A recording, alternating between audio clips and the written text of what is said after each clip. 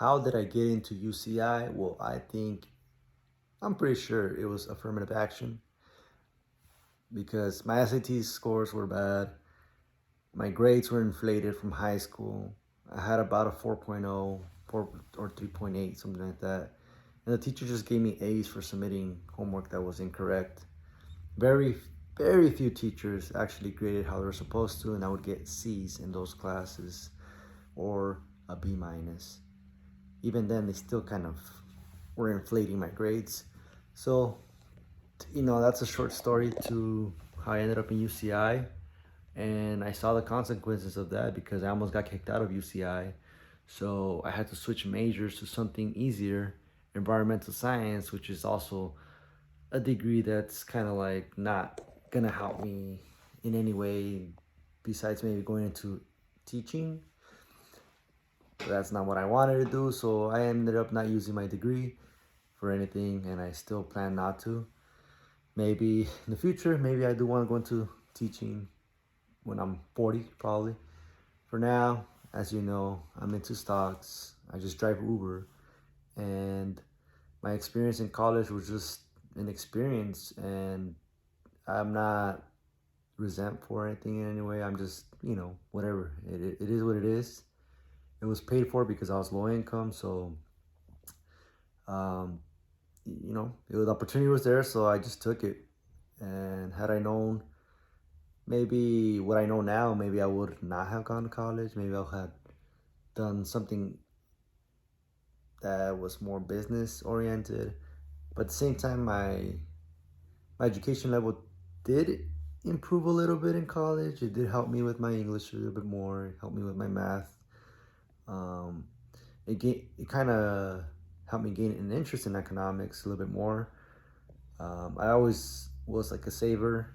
I was always into money, but that was still not a thing that I went into in college or try to learn. I was already too behind on credits and I had to catch up with summer classes. So it's just that, I'm not mad or anything like that, whatever. Affirmative action, I guess it introduces those that, you know, don't have the grades to go to college.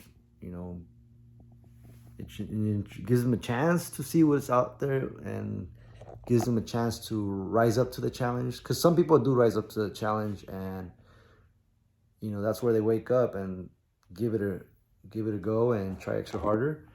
I, I never really liked school. Um, High school made me think I like school because they were just giving me A's. I'm like, oh, well, it's this easy.